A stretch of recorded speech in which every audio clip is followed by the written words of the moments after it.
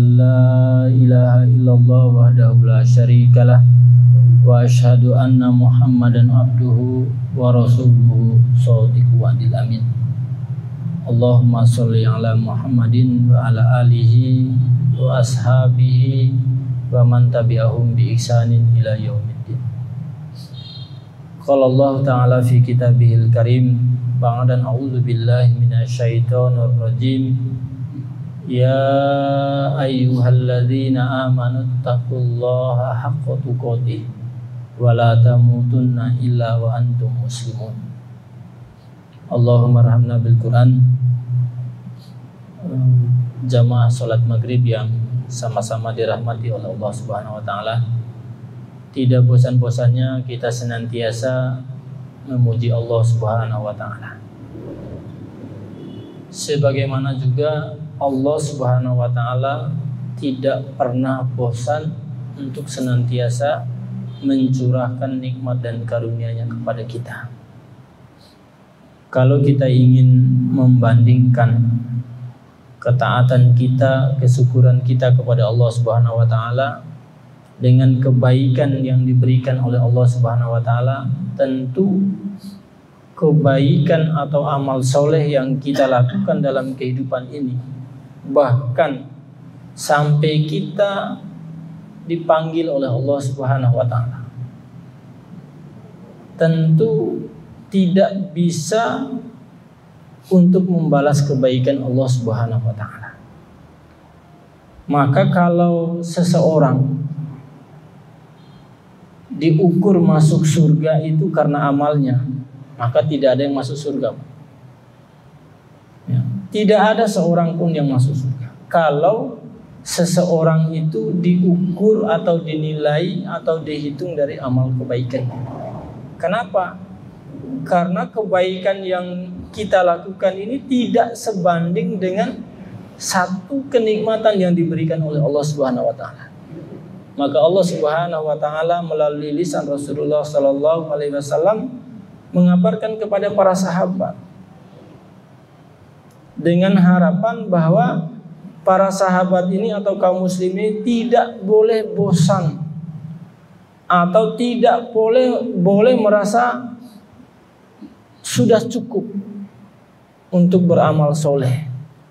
Rasulullah katakan, seseorang masuk surga itu bukan karena amalnya, bukan karena amalnya. Sehingga para sahabat bertanya, wala anta ya Rasulullah, apakah engkau juga ya Rasulullah? Naam, iya. Lalu dengan apa seseorang itu masuk surga?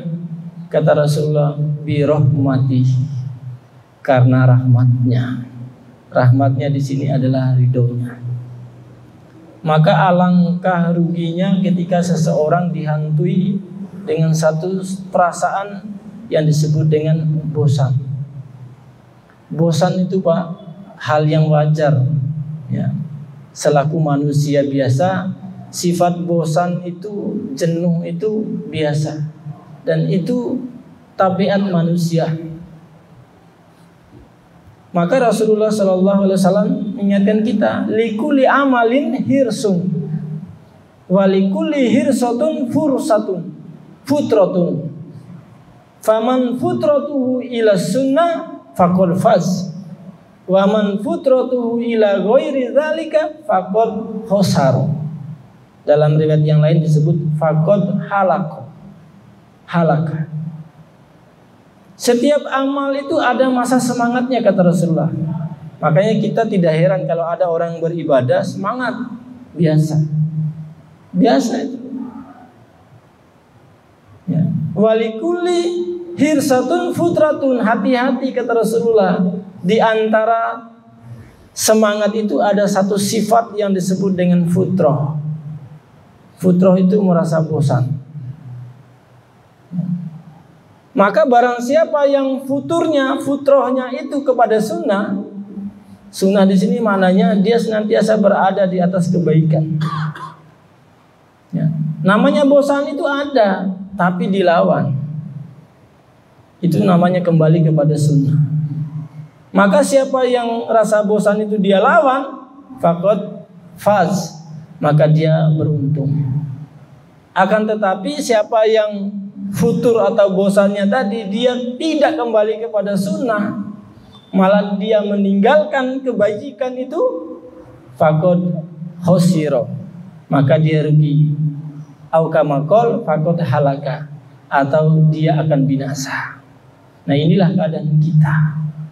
Dan alhamdulillah hari ini fitrah yang ada pada diri kita ini mampu kita lawan. Ya, sehingga Allah Subhanahu wa taala memberikan satu kenikmatan kepada kita pada malam hari ini. Apa kenikmatan itu? Dilembutkannya hati kita. Ini kenikmatan yang tidak diberikan oleh Allah Subhanahu wa taala kepada orang lain kecuali orang yang dicintai oleh Allah Subhanahu wa taala. Betapa banyak di luar sana malam Minggu, malam Ahad seperti ini, ya malam santai ya katanya. Akhir pekan. Ya, maka banyak orang yang gunakannya untuk bersantai-santai, berleha-leha. Tetapi Masya Allah, Allah berikan satu kenikmatan kepada kita yang tidak diberikan kepada orang lain, yaitu dilembutkannya hati kita, sehingga kita mendatangi majelis ilmu.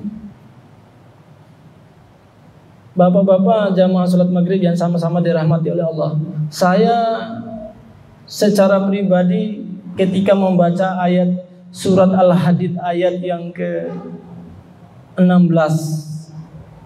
itu kadang ada satu perasaan yang kita ini Masya Allah ya. Ayat itu turun pada saat para sahabat itu baru hijrah. Baru 4 bulan para sahabat ini dari Mekah ke Madinah hijrah. Baru 4 bulan sampai di Madinah. Mereka hijrah dari Mekah ke Madinah ini tidak bawa pakaian banyak, cukup pakaian di badan. Belum punya tempat tinggal, bahkan ada yang belum punya istri, atau bahkan dia tidak sempat membawa istrinya. Karena mereka hijrah dari kekejaman kaum musyrik Quraisy pada saat itu, mereka pindah ke Madinah. Sampai di Madinah, ya tentu wajar manusia biasa. Mereka cari makan. Ada yang ke pasar, ada yang ke laut, ada yang ke gunung. Ya, cari maisha, penghidupan. Selama berapa hari? 40 hari, Pak. Yaitu 1 bulan 10 hari. Rasulullah Shallallahu Alaihi Wasallam saat itu membuka majelis, yang hadir itu Abu Hurairah. Ya, Abu Hurairah ini Masya Allah luar biasa, sahabat yang tidak pernah meninggalkan majelis Rasulullah. Maka banyak hadis itu diriwayatkan oleh sahabat Abu Hurairah. Tapi oleh orang Syiah, Abu Hurairah ini dituduh berdusta, orang yang paling kadzab katanya. Karena banyak meriwayatkan hadis yang tidak diriwayatkan oleh sahabat yang lain. Padahal ya, bagaimana tidak Abu Hurairah meriwayatkan banyak hadis? Di mana majelis Rasulullah, Abu Hurairah ikut. Sampai dia membuat saking jengkelnya Abu Hurairah ini kepada sahabat yang lain yang gemar mencari ya nafkah kehidupan itu, malas datang ke majelis ilmu. Abu Hurairah bikin sayembara yang membuat sahabat yang lain sangat dongkol dengan Abu Hurairah. Apa kata Abu Hurairah? Abu Hurairah ke pasar, sahabat banyak berdagang. Hari ini Rasulullah dia umumkan bagi warisan di masjid. Yang terlambat tidak dapat warisan. Ayo cepat, kata Abu Hurairah. Sahabat takut tidak mendapatkan warisan Rasulullah. Lari semua dari pasar, tinggalin semua jualannya, menuju ke masjid. Saat itu Rasulullah lagi mengisi pesan nasihat kepada para sahabat. Ditunggu-tunggu mana warisan yang mau dibagi, kata Abu Hurairah. Mereka bertanya kepada Rasulullah, pada Abu Hurairah, Abu Hurairah, mana warisan, katanya mau bagi warisan. Kata Abu Hurairah, ya itu yang lagi dibicarakan oleh Rasulullah itu adalah warisan. Bukankah Rasulullah SAW pernah bersabda, taraktu fikum amroini, aku telah tinggalkan 2 perkara kepadamu. Idza tamassaktum bihima lan tadillu abada. Kalau kamu berpegang teguh kepada keduanya, kamu tidak akan sesat selama-lamanya. Wa mayya, apa itu? Kitabullah wa sunnati Rasul. kitab Allah dan sunnah Rasul. Yang dibicarakan oleh Rasul itu adalah kitabullah dan sunnah-sunnahnya. Itu yang dimaksudkan dengan warisan. Ya, Masya Allah. Nah, sahabat tadi hijrah dari Mekah ke Madinah, baru 40 hari sampai di Madinah, turun surat Al-Hadid ayat 16. Alam ya'ni lilladzina amanu an tahsha'a qulubuhum bi dzikrillah wa ma nazala minal haqq wa la yakunu kalladzina utul kitab fatala 'alaihimul amada faqasat qulubuhum wa katsirum minhum fasiqun. Kapan waktunya orang-orang yang beriman itu untuk tunduk hati mereka terhadap apa? Terhadap apa yang diturunkan oleh Allah Subhanahu wa taala dan terhadap kebenaran yang datang kepada mereka. Janganlah mereka seperti orang-orang ahli kitab sebelumnya. Mereka mendapati Alkitab, fatawla alaihimul amadah. Mereka acu tak acu, masa bodoh bahasa kita. Fatawla alaihimul amada faqasat qulubuhum. Lalu dengan sikap masa bodoh itu hati mereka menjadi keras. Wa katsirum minhum fasiqun. Maka kebanyakan di antara mereka menjadi orang yang fasik. Hadis ini, ya, ayat ini dikatakan oleh Ibnu Katsir. Ya, bukan mata yang katakan Ibnu Katsir dalam tafsirnya. Beliau mengatakan benih-benih kemunafikan itu akan tumbuh di dalam setiap hati yang lebih dari 40 hari meninggalkan majelis ilmu. Karena sahabat tadi baru 40 hari sampai di Madinah, mereka meninggalkan majelis ilmu, ditegur oleh Allah dengan ayat tadi itu. Maka kata Imam Ibnu Katsir rahimahullah, seseorang yang meninggalkan majelis ilmu lebih dari 40 hari, maka akan muncul benih-benih kemunafikan di dalam dirinya. Nauzubillah summa nauzubillah. Nah, itu sebagai motivasi bagi kita jamaah yang sama-sama dirahmati oleh Allah. Marilah kita untuk senantiasa mendekatkan diri kepada Allah dengan melalui majelis ilmu. Ya, melalui majelis ilmu. Salah satu fitnah akhir zaman itu adalah ketika orang meninggalkan majelis ilmu. Maka pada kesempatan malam hari ini sebagai awal pertemuan kita, ya, Mada ingin menyampaikan satu kajian, ya, fenomena fitnah akhir zaman dan apa yang harus kita lakukan. Jamaah yang sama-sama dirahmati oleh Allah Subhanahu wa taala, tidak bisa kita elak dan pungkiri bahwa kita hidup hari ini adalah hidup di masa yang akhir. Ya, masa yang akhir, masa yang menentukan. Ya, masa yang sangat menentukan. Yang disebut oleh Rasulullah sallallahu alaihi wasallam dengan akhir zaman. Nah, pada akhir zaman itu kata Rasulullah sallallahu alaihi wasallam, ya, banyak fitnahnya.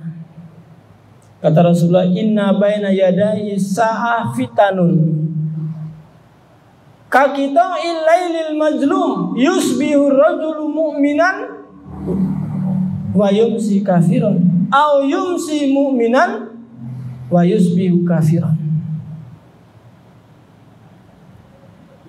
Jarak antara diriku dengan hari kiamat, kata Rasulullah, as-sa'ah itu akan selalu dipenuhi dengan fitnah.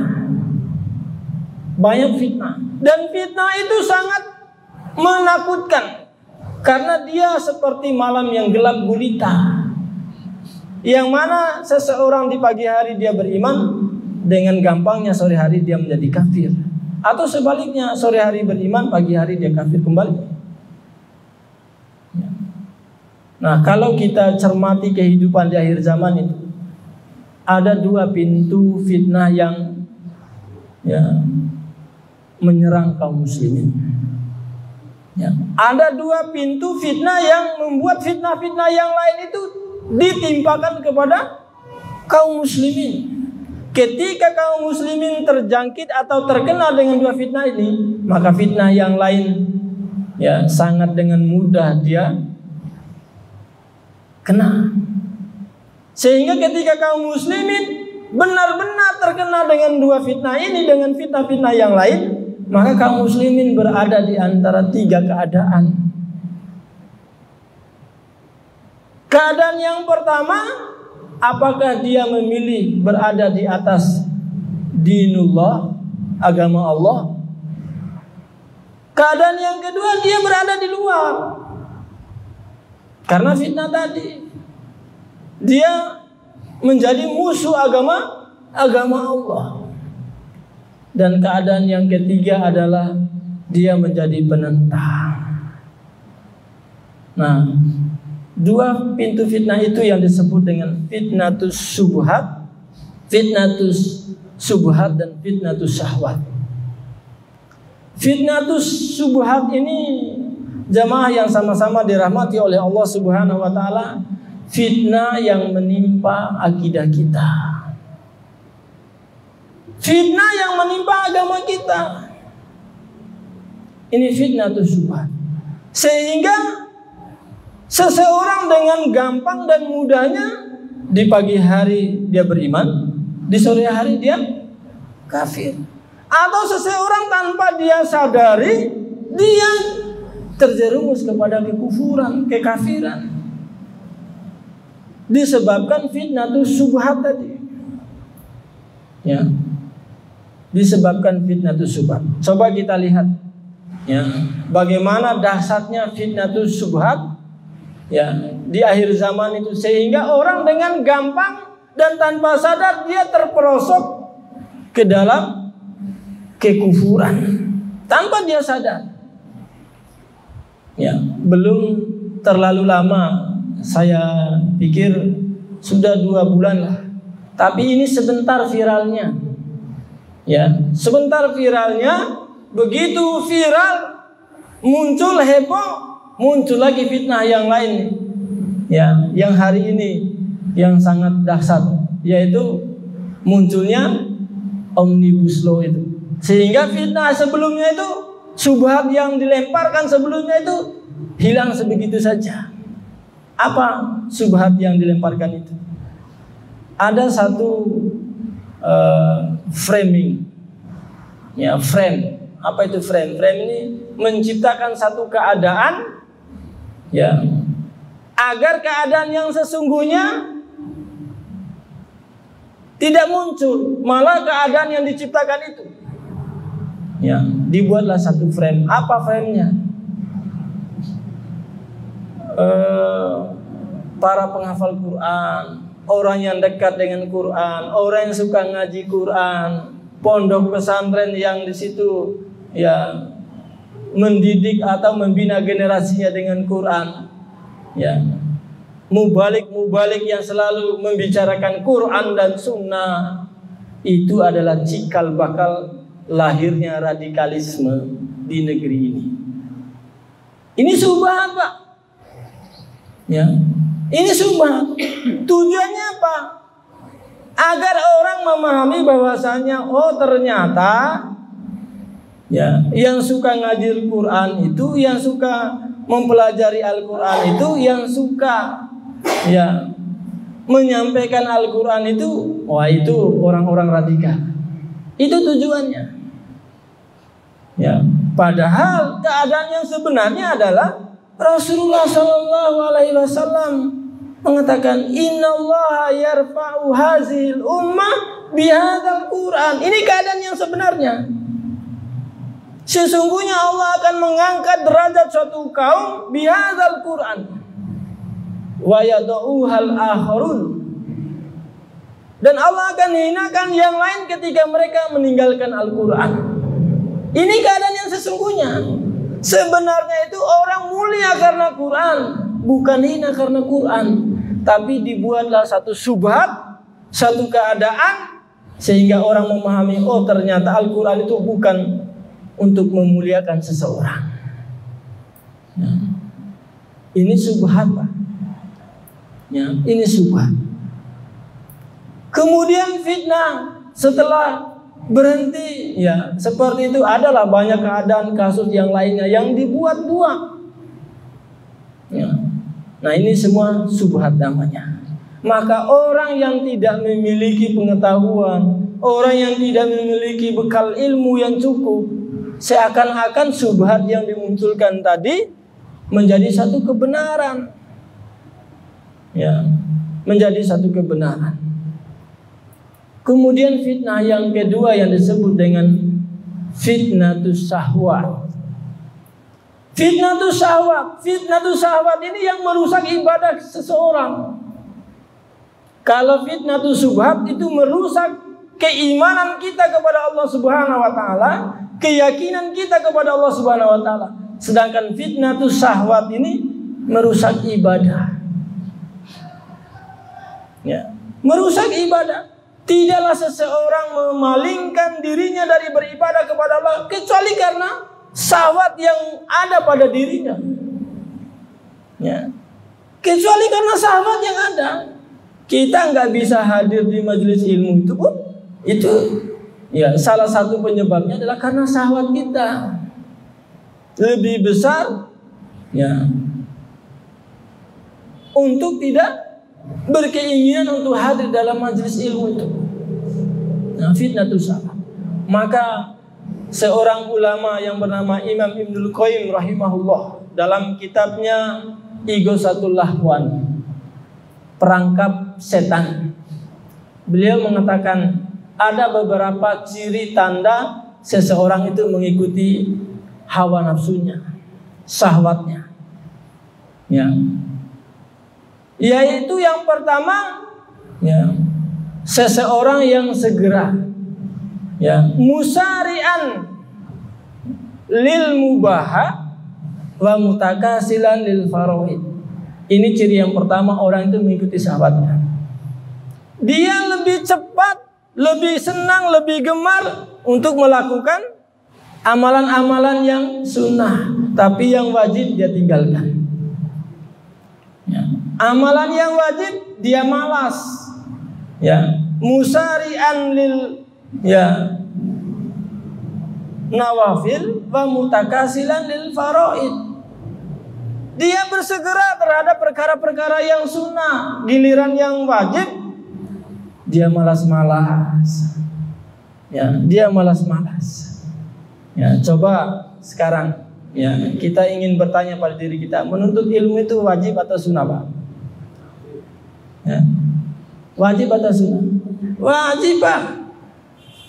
Ya, menuntut ilmu itu wajib bagi seorang mukmin. Ya. Wajib.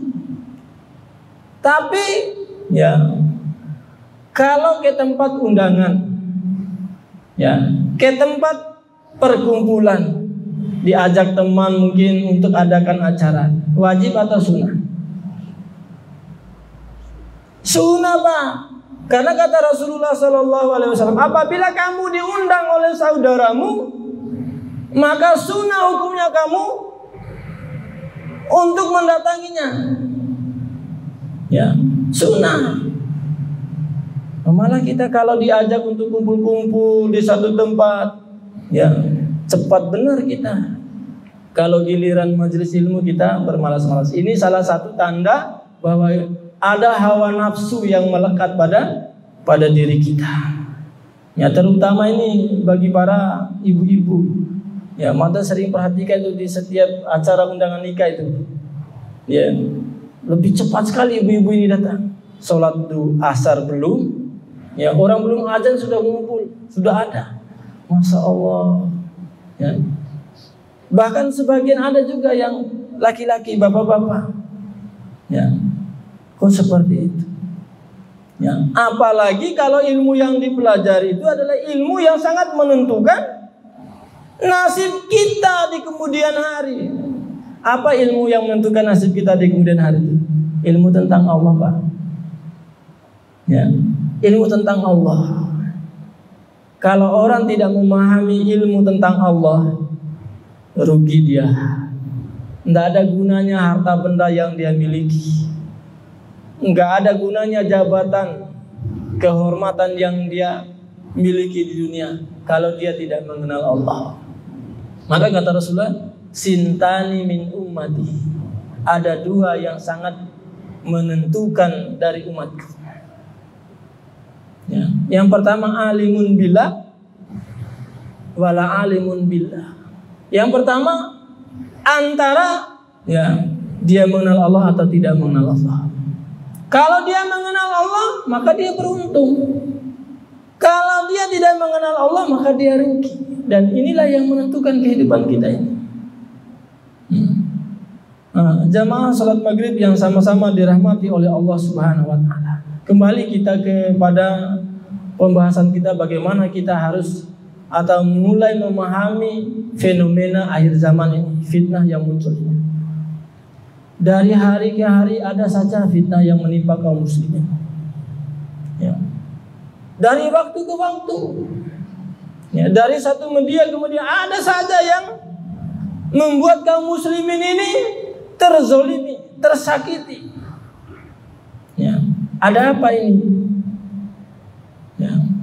Maka dijawab oleh Allah Subhanahu wa Ta'ala dalam Quran surat Al-Ankabut ayat yang kedua dan ketiga. Hal ini agar kita paham bahwa fenomena akhir zaman seperti ini, fitnah silih berganti datang, jangan membuat kita tidak paham. Dengan ketidakpahaman kita anggap ini fenomena alam yang kita dengan tidak mempersiapkan diri kita, karena kita anggap ini fenomena alam saja. Padahal ini sebenarnya bukan fenomena alam. Ada satu skenario yang ingin dibangun oleh Allah Subhanahu wa Ta'ala, dan ini dibongkar oleh Allah dalam surat Al-Ankabut ayat yang kedua dan ketiga itu. Walaqad fatannal ladzina min qablihim. Sungguh kami uji, kami timpakan fitnah kepada orang-orang sebelum kamu, kata Allah Subhanahu wa Ta'ala. Liya'lamallahu alladzina shadaqu wa liya'lamallahu alladzi wa la ya'lamanal kadzibin. Tujuannya yang pertama agar Allah tahu siapa orang yang benar beriman. Agar Allah tahu siapa yang benar beriman. Siapa yang benar-benar berada pada golongan yang mereka senantiasa istiqomah di atas din Allah. Waliya'lamannal kadzibin, dan agar Allah tahu siapa di antara mereka yang imannya dusta. Apa maknanya ayat ini? Jamaah salat maghrib yang sama-sama dirahmati oleh Allah Subhanahu wa Ta'ala. Akhir zaman nanti itu entah kapan, wallahu a'lam. Tapi isyarat-isyarat menuju kepada akhir zaman itu terlalu banyak untuk diungkapkan. Terlalu banyak. Apa yang disampaikan oleh Rasulullah SAW 1400 bahkan 500 tahun yang lalu, satu persatu dari tahun ke tahun itu muncul. Ini menunjukkan bahwa keadaan kita ini keadaan di akhir zaman. Apa yang ingin disampaikan oleh Allah dalam ayat tadi? Akhir zaman nanti itu hanya ada dua golongan, Pak. Hanya ada dua golongan. Maka ayat tadi ingin menerangkan kepada kita bahwasanya fitnah-fitnah yang datang ini menimpa umat manusia, terutama kaum muslimin, litamhis. Bahasa kita itu disaring. Ibaratnya seperti orang yang saring pasir. Kan pisah yang pasir halus sama yang batu kerikilnya. Jadi fitnah ini silih berganti datang dari waktu ke waktu, litamis, untuk menyaring.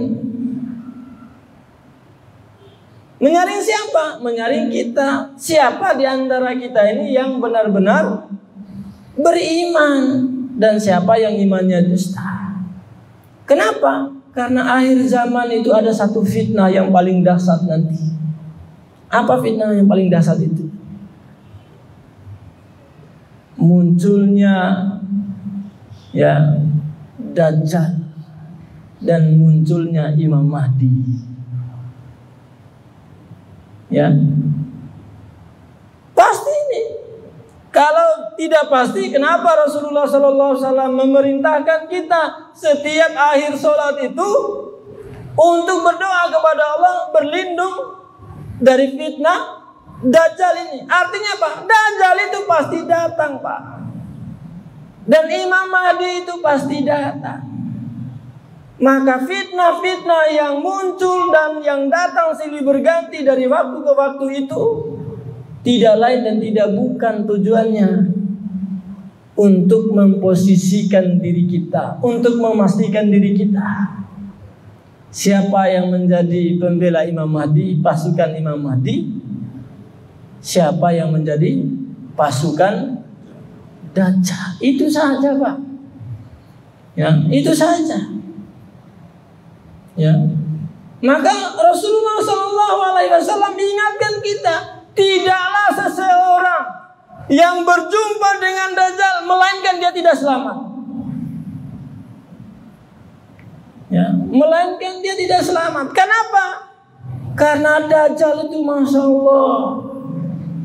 Ya, kalau bahasa kita begini, ya kayak semi Tuhan, seakan-akan Tuhan, benarnya bukan Tuhan. Karena Dajjal begitu lihai dan pandainya, dia menciptakan satu keadaan sehingga seseorang itu dengan gampang dan mudah kayak dia dihipnotis. Ya, kayak dihipnotis seseorang itu. Ya, bayangkan ketika Dajjal datang, dia membawa api dan air. Ya, dia membawa api dan air. Di tangan kanannya terlihat, di tangan kirinya terlihat air, di tangan kanannya terlihat api. Padahal sebenarnya dibalik. Dia bisa, ya, dengan hipnotisnya menghidupkan orang yang mati. Padahal sebenarnya nggak pernah terjadi. Cuma dia hipnotis saja orang-orang yang ada pada saat itu. Dia bisa mendatangkan hujan. Padahal sebenarnya dia tidak bisa mendatangkan hujan. Orang kayak dihipnotis sehingga orang itu dengan gampang percaya. Maka pada tahun itu yang disebut oleh Rasulullah SAW tahun-tahun yang penuh dengan tipuan. Ya, tahun-tahun yang penuh dengan tipuan. Ditipu benar sama Dajjal. Dan sebelum Dajjal itu datang, dilepas, tipu-tipuan itu sudah juga terjadi pada hari ini, Pak. Ya, kita sudah ditipu-tipu. Ya, dari tahun ke tahun. Percaya aja kaum muslimin. Ya. Jadi untuk menjadi dua kelompok golongan ini, maka kata Rasulullah SAW, tidaklah seseorang berjumpa dengan Dajjal melainkan dia tidak selamat. Ya, melainkan dia tidak selamat. Maka kata Rasulullah, pesan Rasulullah, kalau kalian dengar di suatu tempat Dajjal muncul, maka kata Rasulullah SAW yang pertama, ikatlah para wanita-wanita kalian, ikatlah istri-istri kalian, ikatlah anak gadis-gadis kalian, tutup rumah-rumah kalian. Kenapa? Yang paling mudah untuk mengikuti Dajjal ini para wanita, Pak. Ya, para wanita. Ya, para wanita akhir zaman itu sangat mudah mereka ditipu. Ya, apalagi oleh seorang Dajjal. Maka ketika wanita-wanita kita, istri kita, ibu kita, anak gadis kita, tidak dimulai hari ini kita bekali diri mereka dengan ilmu dan dengan iman, na'udzubillahi min zalik, Dajjal datang, wah, mereka orang pertama kali menyambut kedatangan Dajjal itu. Ya. Nah, ini yang Ofisa. Ya.